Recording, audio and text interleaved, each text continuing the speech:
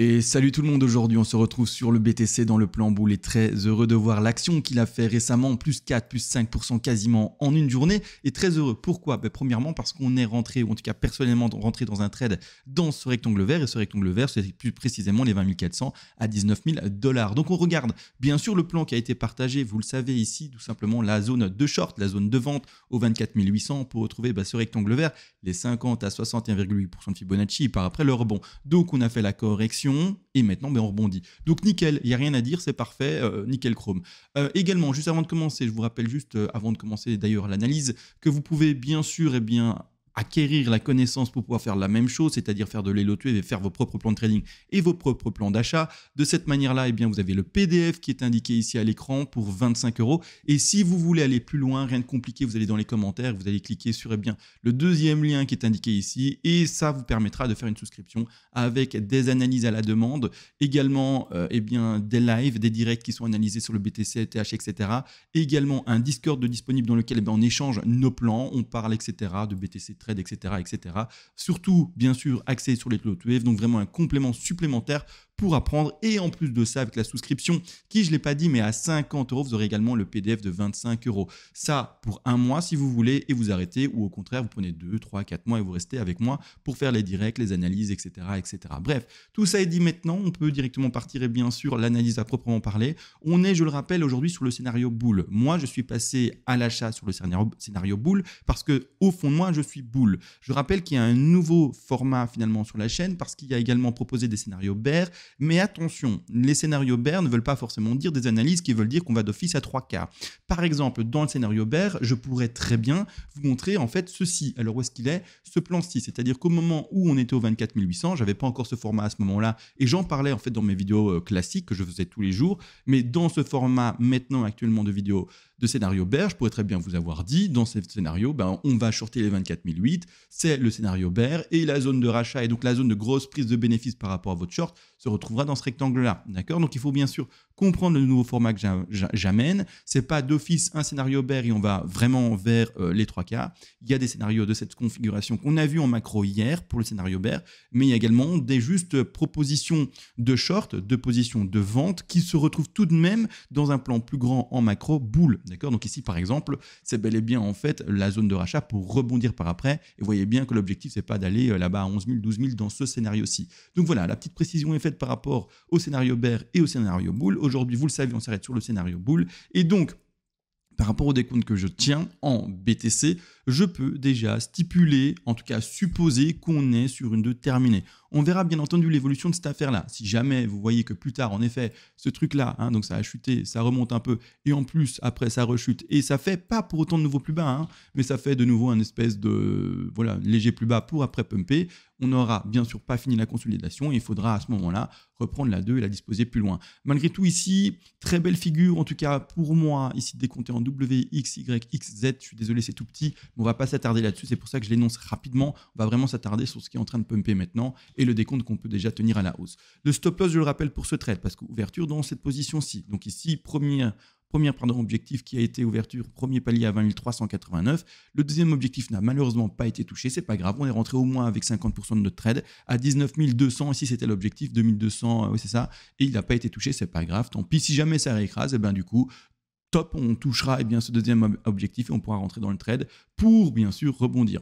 Dans le cas où vous l'aurez compris, ça devait cracher parce qu'on ne lit pas l'avenir et il y a aussi ce scénario bear qui est bien sûr en jeu et qui existe bien sûr, on prendra notre stop et on acceptera la perte qui sera engrangée.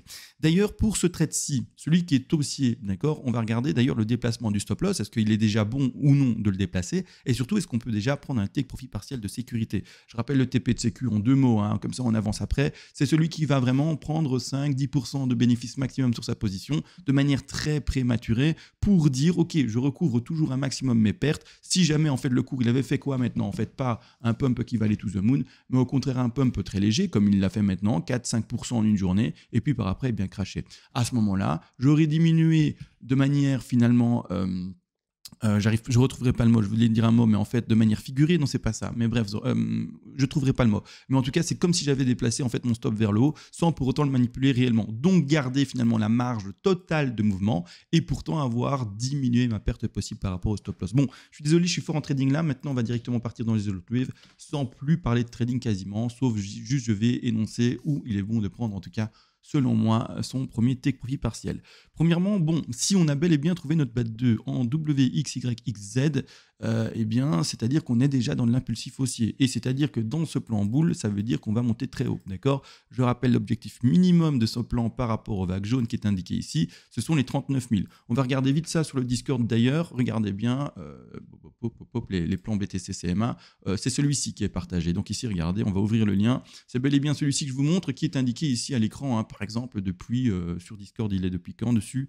Je l'ai posté le 16 février, par exemple, ce plan-là, pour le montrer. Et ici, vous voyez bien que, grossièrement, on y est. Donc, on a bel et bien trouvé une zone de vente. Attention, ici, c'est un trade ouvert sur un BAT4 pour rebondir. TP1, TP2, TP3. On n'a touché que le TP1, prise de bénéfice, sortie du trade. Et puis maintenant, eh bien, la zone d'achat de la 2. On est supposément enfin dans la 2 pour amorcer la 3 et du coup eh bien, finir le pump. Et vous voyez bien que les objectifs sont déjà très hauts ici. C'est-à-dire que quand on va vraiment sur le graphique, eh bien, je vais refaire le travail aujourd'hui avec vous pour vous le montrer, mais l'objectif minimum pour l'énoncé était 38 000. 38 000, c'est impressionnant, je le sais, etc. Mais il faut avoir conscience que, par exemple, le BTC nous a déjà fait des cas de figure où il pumpait de 3100 à quasiment 14 000, et c'est-à-dire que le top avait été fait à 19 000, et ce pump-là n'a duré finalement qu'une demi-année, il me semble. Hein. Donc ici, de décembre à juin, donc c'est ça, une demi-année un peu plus comme vous le voyez. Donc il faut avoir conscience que les pumps peuvent être ravageurs, très forts, et donc ici il ne faut pas du tout rejeter cette potentielle des 38 000. Il y a des objectifs au-dessus, hein, 45 000, 54 000, mais parlons déjà du plus bas, et le plus bas est déjà hyper séduisant. Ensuite, maintenant on va zoomer. Alors je vais passer sur des timeframes beaucoup plus petites, attention, donc c'est-à-dire qu'on va passer sur du 4 heures.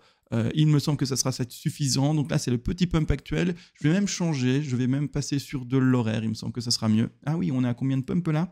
4,95. Allez, on va toucher les 5%. On est très, très content, bien sûr. C'est-à-dire que maintenant, regardez bien, on aurait fait une première une. Alors, je ne vois pas le décompte, donc je vais le mettre ici en plus grand. Je vais le mettre en en sub-millennium ici, enfin bref, le cycle juste au-dessus. Donc ici, on voit notre première 1, notre 2, notre 3, notre 4, et actuellement, normalement, la 5 en train de se faire. D'ailleurs, ça pump et c'est ce qu'on voit.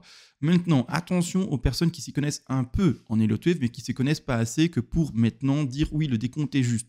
Il y en a qui vont se dire attention CMA, ton décompte est faux parce qu'il y a du A, B, C, c'est décompté n'importe comment. Là, attention, attention, attention, c'est juste que vous n'avez malheureusement pas encore toutes les connaissances. Il y a des leading diagonales, des ending diagonales, des impulsifs classiques. Ici à l'écran, on indiquerait une leading diagonale exceptionnellement, donc c'est des cas plus rares, décomptée comme une ending diagonale. Donc déjà, désolé si vous ne connaissez pas les termes, il faut juste un peu étudier, vous verrez les choses.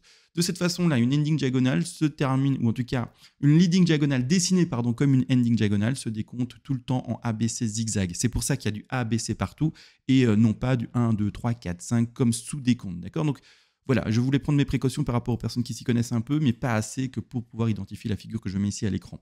Donc, de cette manière-là, on a notre première 1, notre 2, notre 3, qui s'est faite également avec une ABC ici à l'écran. Je vais la mettre en évidence. Bouffe de cette manière-là, ABC. Et là, maintenant, on amorce bien notre dernière 5. Dernière 5 qui va également se faire en ABC. Je vais le dessiner de cette manière-ci, ABC, d'accord? Là, actuellement, d'ailleurs, on semblerait faire que la première A. Je n'ai pas l'impression d'avoir dessiné autre chose ici à l'écran. D'ailleurs, c'est en pleine impulsion. Il est peut-être trop tôt encore que pour pouvoir poser la A, la B et la C. Laissons le BTC, bien sûr, se construire de cette manière-là. Maintenant, une chose est sûre aussi, c'est qu'on va me poser la question, mais tu peux quand même faire le travail de Fibonacci par rapport à la 1, la 2, la 3, la 4 et la 5. Et non, malheureusement, on ne peut pas le faire dans une leading diagonale ou dans une ending diagonale. La seule chose de possible encore, c'est de s'appuyer sur le sous-décompte. Par exemple, si vous voulez travailler la 3, ça ne sert à rien du tout de faire ceci, d'aller en racine avec un Fibonacci d'extension, en top de 1 avec un Fibonacci d'extension, en bas de 2 et de regarder les objectifs. Alors là, on touche les 200, je l'admets, c'est un objectif de 3, mais c'est entre guillemets un hasard. Il ne faut pas utiliser le Fibonacci de cette manière-là avec une ending ou une leading. Qu'est-ce qu'il faut faire du coup? C'est au contraire partir sur le sous-décompte potentiel de la A, de la B et de regarder les objectifs. Ici, bon, mauvais exemple, je suis vraiment désolé, mais on pète tous les objectifs. Mais comprenez une chose, c'est que de manière générale, on ne travaille pas avec un Fibonacci d'extension sur un décompte en leading ou en ending. Ça, il faut le retenir, c'est tout. Là, l'exemple, malheureusement, foire complètement mes propos, mais croyez-moi, c'est comme ça qu'il faut faire. Maintenant, n'empêche, bas de 4 validé, il semblerait, et maintenant, let's go vers le haut. Je rappelle également, il se peut, et voire même, il est même très fréquent, qu'en leading ou ending diagonale, on ne lise pas de divergence. C'est-à-dire que le RSI indiquera toujours des plus hauts. Ça, il faut en avoir conscience. C'est pas toujours, mais si jamais maintenant, d'ici quelques heures, un jour, 2 jours, vous voyez que le RSI, en fait, il vient encore de péter ceci, ça n'invalide pas pour autant le décompte d'une 5. Pourquoi est-ce que je dis ça? Parce que quand on lit une 5 en impulsif classique, et beaucoup de règles, je suis désolé, vraiment, mais quand en fait on lit une impulsif classique, on aime lire une divergence également sur le RSI, c'est-à-dire que le cours va, comme maintenant en fait, indiquer toujours des plus hauts, nous indiquer une 5, alors que sur le RSI, non, il va y avoir un échec et le RSI ne va pas faire de plus haut, vous le voyez par rapport au précédent plus haut, ce qui va nous indiquer une divergence. Je vais la dessiner rapidement avec une petite ligne pour le montrer. Prenez le corps de bougie, vous allez jusqu'à la fin du prochain cours de bougie, ici il n'est pas clôturé, mais c'est pour l'exemple, et ensuite vous faites la même chose avant que le RSI annule tout, vous faites la même chose sur le RSI, imaginez que les corps ici sont validés et clôturés, parce qu'un RSI ne peut pas encore se travailler sur un corps de bougie qui est en train de se dessiner, ça ne sert à rien. Donc de cette manière-là, on attend normalement la clôture. Et après, vous pourrez lire s'il y a divergence ou non. Si vous voyez qu'ici, en l'occurrence, ça continue à pumper, j'en sais rien, pump, et que le RSI annule la divergence, ce n'est absolument pas grave. On se retrouve dans une leading, donc ici, on peut ne pas faire confiance, entre guillemets, à ce RSI. Je rappelle également, le RSI, je ne l'ai pas indiqué du tout dans le PDF, parce que ce n'est pas non plus une règle universelle pour la lecture en LOTF. C'est un complément qui nous aide à valider certaines vagues, mais ce n'est pas pour autant le décompte RSI qui prédomine sur le décompte LOTF. Parfois, le RSI ne sera pas en corrélation, vous trouverez le mot pour moi aussi en corrélation, c'est mieux, avec le décompte LOTF. Donc voilà pour le petit décompte que l'on peut voir ici en leading diagonale, exceptionnellement dessiné, comme vous le voyez ici, en ending diagonale. Désolé pour les règles, mais de toute façon, tout est indiqué dans mon PDF ou également sur la section souscription. Vous pourrez retrouver toutes ces infos sans le moindre souci. Qu'est-ce qu'on attend pour la suite? La suite, c'est pas fini, les gars. C'est-à-dire que là, maintenant, très beau, on pump. Alors, savoir où sera le top, on n'en sait rien. On attend un peu la continuité ici de cette chose-ci. D'accord? Là, on se laisse avoir par le trade. On se laisse avoir finalement par ce pump qui est magnifique, que l'on peut déjà voir à l'écran. On est à combien maintenant? On est à quasiment 6%. C'est vraiment très joli comme pump. De cette manière d'ailleurs, il est temps tout doucement, d'accord, regardez, de commencer à se dire on va prendre un premier take profit partiel de sécurité. Vous pouvez le prendre maintenant ou un peu plus tard, mais prenez-le s'il vous plaît normalement avant le top. Donc prenez-le avant les 25 200. Voyez, une grosse zone de résistance. Donc par exemple, la zone qu'on est en train de vivre maintenant est une très bonne zone de take profit partiel. C'est-à-dire à 23 556. Pour donner l'exemple, de cette manière-là, je l'ai expliqué en début de vidéo, mais en fait, c'est comme si vous alliez modifier le déplacement légèrement de votre stop vers le haut, mais pourtant sans le toucher. D'accord? Donc ça, c'est important à comprendre. Toujours cette question de risk management. La suite, du coup, on va monter de time frame, on va passer sur 4 heures ici en l'occurrence, et c'est-à-dire que ne vous attendez pas à voir que du vert non-stop. Il y a un moment, il y aura du rouge, d'accord? La tendance haussière comprend toujours également des tendances baissières et inversement. C'est-à-dire que vous voyez bien, ok, de manière ici générale, ce que je mets à l'écran, ça monte, mais qu'est-ce qu'on voit aussi à droite? Du rouge, d'accord? Et du rouge, et du rouge. Vous voyez bien que c'est pas que vert, il y a du vert et du rouge d'ailleurs partout. De cette manière-là, il faut le comprendre. Maintenant, ça monte, mais à un moment, ça va descendre. C'est cette suite-ci. Et en fait, c'est ce que je vous montrais également sur ce décompte-là. À un moment, ça monte, mais à un moment, ça descend. Et ces deux-là, c'est la chute que l'on peut observer ici. Ces deux-là, c'est la chute, d'accord? De cette manière, bon, il y a un moment, chute. La rebelote, ceux qui sont un peu agressifs, c'est-à-dire qui sont déjà dans un marché bull à fond et qui se disent il n'y a pas de place à l'erreur humaine, moi je suis hyper agressif et je veux rentrer dans le prochain trade haussier parce que j'ai peut-être loupé cette zone ici des 20 300, un peu plus bas ici les 19 200. De cette manière, quand tu verras qu'il y a des bougies rouges un peu plus importantes, c'est-à-dire qu'en fait on casse le niveau ici qui monte de manière parabolique, je rappelle en 4 heures, pas parabolique en monthly bien sûr, mais malgré tout, à ce niveau-là, quand tu verras qu'il y a des bougies rouges, tu prendras ton Fibonacci, tu placeras premièrement le top de 1, d'accord? Donc top de 5, top de A, B, C, top de 1 quelque part, on se comprend. Et à ce moment-là, tu prendras ton Fibo par rapport au réel top. Je vais le faire comme si c'était maintenant, d'accord? Question pédagogique, je fais par rapport au top de la bougie. Tu vas le mettre à la racine du mouvement haussier et tu vas placer un ordre d'achat comme ici, je l'avais fait pour le bas de 2 en jaune. Tu vas faire la même chose pour le degré qui est plus petit. Mettre un petit rectangle vert, prochaine zone d'achat pour ton trade, de cette manière-ci, 50 à 61,8% de Fibonacci. Pour le moment, il ne faut pas faire gaffe, ça nous indique un prix alors qu'on ne sait pas si c'est le top, mais malgré tout, plus tard, peu importe, ton Fibo tous les temps et la zone d'achat statistique, 73% des cas des deux, donc de ce bazar-là, finissent dans cette zone-là. Tu vas mettre un premier palier d'achat sur les 50 et un deuxième sur les 61,8. Tu es libre, hein, si tu veux mettre plusieurs, moins de paliers, tu veux en mettre qu'un, tu le fais bien sûr. Mais voilà, c'est pour donner l'exemple. Je vais énoncer le prix, mais il n'y a pas d'importance à ce prix. C'est surtout les 50-61,8 que tu dois retenir. Mais je l'énonce pour donner un ordre d'idée. Si maintenant le top avait été fait aux alentours des 23 636, en time frame 4 heures, la zone d'achat serait les 50-61,8 qui correspondent aux alentours des 21 585, un peu plus bas ici, les 21 146 pour par après continuer à pumper. De cette manière, on va construire comme si, d'accord, eh bien ça c'était le top et ça c'était le bas. Comme ça, je vous prends entre guillemets par la main pour vous montrer quelle est la suite logique pour la construction en éléotif. De cette manière, on va regarder le degré en blanc, on ne fait pas attention au degré jaune, là maintenant on travaille le degré blanc et on va prendre son petit Fibonacci. Je rappelle que dans cette configuration, je le travaillerai toujours en non logarithmique quand on est en trade haussier. Pourquoi? Parce que si on se met en log, ça va nous donner des objectifs très très flatteurs, très élevés, mais c'est peut-être aller sur Jupiter. On ne veut pas aller si loin, on veut juste avoir les pieds sur terre, prendre des bénéfices et basta entre guillemets. D'accord? Donc ici, ce que je vais faire, c'est trader et donc mettre les TP par rapport, donc les zones de prise de bénéfice par rapport à ce petit degré blanc. Ce degré blanc, bien sûr, ne correspond pas pour ceux qui veulent prendre les TP là-bas tout en haut. Si vous voulez prendre ces TP-là, il faudra juste attendre plus longtemps parce que vous voyez qu'il y a plus de vagues à développer. Si vous voulez prendre des TP plus précoces, c'est-à-dire plus rapides, eh bien là, vous allez jouer au contraire les vagues blanches. C'est à vous de voir le laps de temps que vous voulez donner. Long ou moins long, d'accord? De cette manière-ci. Dans ce laps de temps plutôt court possible, on va travailler du coup les vagues toujours blanches dans cette configuration de fourchette la plus basse. L'objectif de 3 minimum 161,8 statistiques, ça peut être plus bas et donc moins fort, mais ce sont des statistiques qui sont vraiment infimes.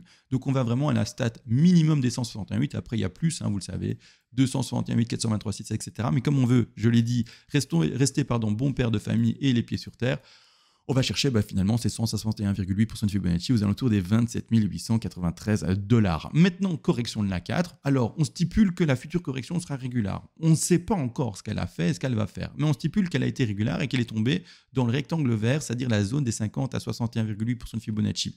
De cette façon, on va positionner la 4 sur les 38,2. D'accord? Quand on fait une 2 régulière, on va choper une 4 qui est régulière, dire 38,2 statistiquement.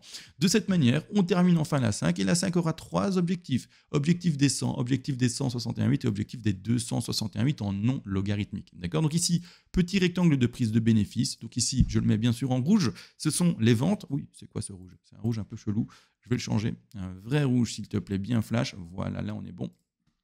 Je fais un petit copier-coller. Je mets les autres objectifs. Je vais bien sûr également, dans ce scénario, montrer les prix scénarisé, rappelez-vous, on n'a toujours pas le top, on n'a toujours pas le bas. Là, c'est vraiment l'exemple de comment on construit, on place les TP. Et je vais donner les dollars juste et uniquement pour donner un ordre d'idée de l'évolution du prix possible par rapport à ce qu'on connaît actuellement. Donc, ça nous donnerait dans un scénario posé ici par rapport au top qui a été connu aux alentours ici des 23 640, on s'est compris, scénario pour montrer pédagogiquement la suite. On va retrouver ici les alentours des 29 400 comme première zone de prise de bénéfice. Ensuite, ici, des 31 900 comme deuxième zone de bénéfice. Et ensuite, les fameux 36 047 pour la troisième zone de prise de bénéfice.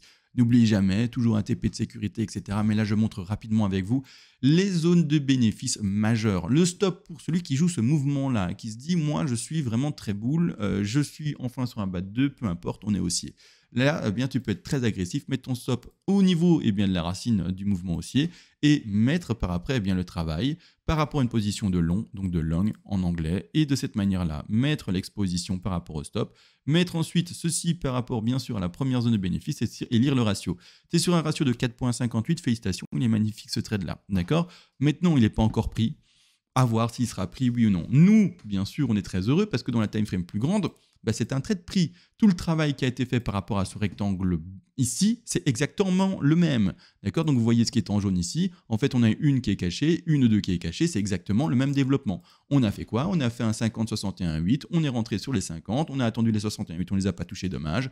50-61-8. Et par après, même travail, rebelote vers le haut. De cette manière-là, vous voyez bien, on a déjà fait ce que je viens de faire dans la petite time frame pour la time frame plus haute. Je le refais en 3 secondes pour vous. Je vais passer sur une time frame plus grande. Je vais passer sur sur du daily et on va faire exactement ce qu'on a fait pour la petite, mais pour la grande. Donc moi personnellement qui suis rentré sur ce trade aux alentours des 20 400, 20 300 avec un stop là-bas en bas, on va regarder si c'est intéressant. Vous le savez déjà, c'est sûr, c'est intéressant par rapport au ratio. Je vous spoil pas à mon avis, c'est vraiment juste du bon sens. De cette manière, je vais en racine, je vais en top de 1. Si j'ai réussi, je vais en bas de 2. Je positionne en non logarithmique ma 3 sur les 168, mais c'est déjà posé. Donc une 3 ici à 35 388, qui correspondrait d'ailleurs avec ici l'objectif de 5 sur extension. Hein. Donc à voir comment ça va se construire, peu importe. Mais l'objectif haussier, c'est ceci, les 35 300, c'est ça, 324 plus ou moins. La correction de 4 qu'on va poser, comme on a une 2 régulière, eh bien on pose la 4 sur également un niveau régulier. À ce niveau-là, on va choper de nouveau les 38,2. On revérifie, la 4 est bien posée sur les 38,2, vous le voyez. Et pour terminer, les objectifs de la 5. Les 100, les 161,8 et les 261,8, exactement le même travail que là. C'est-à-dire que moi qui suis rentré en trade, je vais attendre ces zones-là pour prendre du bénéfice. La zone des 39 200 $. Donc oui, je vais être très patient, attendre plusieurs semaines et voire même plusieurs mois pour revendre, c'est-à-dire avec mes BTC à crédit pour le trading aux alentours des 39 200. Deuxième objectif de bénéfice que je vais prendre si on les touche, ce sont les 45 200. Et troisième objectif que l'on va prendre également, ce sont les 54 800. Maintenant, comprenez une chose, on n'est pas obligé d'aller jusque là-bas tout en haut. Ce sont des prises de bénéfices, on ne sait pas ce que va faire le BTC, donc c'est pour ça qu'on prend par palier. Si on savait où aller le BTC, on achèterait ici, on vendrait en un seul coup, à un seul endroit. Là, vous entendez bien, on vend par palier, c'est un peu comme du DCA. De cette manière-là, imaginons qu'on n'atteigne que le premier, parce que le BTC, qu'est-ce qu'il fait? Il est bien joli, mais en fait, il pump, très bien, il prend notre premier objectif, mais après, il crash, d'accord? Donc, il ne va pas recherper celui-ci, ni celui-là. Là, à ce moment-là, bien sûr que quand on aura pumpé aussi fort, d'office, le stop loss actuellement toujours pas déplacé, et selon moi, pas encore à déplacer, aura été déplacé déjà en dessous de 4 d'office et sous les niveaux de support importants, d'accord? Donc, au moment où ça recrache, on ressortira avec la position qui nous reste. Bien sûr, imaginons que je mets 30% de prise de bénéfice sur ce premier objectif. Si ça crache, je me fais ressortir avec les 70% qui restent sur le stop profit. Maintenant, je rappelle, c'est un stop loss étant donné qu'il stoppe la perte et le stop profit une fois qu'il est déplacé au-dessus de son point d'entrée, c'est un stop profit bien sûr. De cette manière, maintenant, si ça continue à pumper, tant mieux. TP1, TP2, TP3 prix, mais bref. Là également, j'ai personnellement ajouté, celui-ci, je ne suis pas fan. Je ne suis pas fan en fait de ce TP que j'ai positionné là. Ce que je vais mettre bien sûr, c'est un TP de sécu. Je ne sais pas pourquoi je l'avais mis en haut là, non, j'ai pas envie, je ne suis pas fan. Par contre, un TP de sécu plus cohérent, selon moi, excusez-moi, parce qu'il y avait un rectangle rouge qui me gênait, je ne sais même plus pourquoi je l'ai posé là. Je suppose en termes de TP de sécu, mais je ne suis pas d'accord avec ça du tout en fait. Ce que je veux dire, maintenant, c'est qu'il y a un TP de sécu à jouer déjà maintenant, en fait, grossièrement. C'est-à-dire sur les niveaux de résistance actuels. Niveau de résistance ici ou un peu plus haut, un peu plus bas, c'est comme vous voulez, mais on est dans la zone où on prend des TP, d'accord? Donc prendre un TP de sécu maintenant, et c'est ce que moi, personnellement, je vais faire, je vais me prendre un TP maintenant aux alentours des 23 500, d'accord? Prise de bénéfice par rapport à l'entrée ici. Petite prise de bénéfice, je vais prendre 10% grand max, mais encore une fois, comme je n'aurais pas déplacé mon stop, si jamais ça crache, je serai encore dans un trade perdant. Ça va juste diminuer ma perte potentielle, ça il faut le comprendre. Et voilà, du coup, dans le plan boule, toute l'évolution possible des vagues. Donc ici, les sous-petites vagues, on les a faites. Les vagues de plus grande envergure, on les a faites. Bon trade à tous. J'espère que du coup, il y a des gens dans le train. Parce que ce trade est préparé depuis des semaines. Depuis des semaines, on le voit et on dit il y a ce rectangle vert là-bas en bas. Et quand on tombe dedans, on passe à l'achat. Belle réaction haussière du BTC. Donc que dire à part perfection et on est très content. Sur ce les gars, je vous laisse et on se retrouve, vous le savez, à la prochaine. Ciao.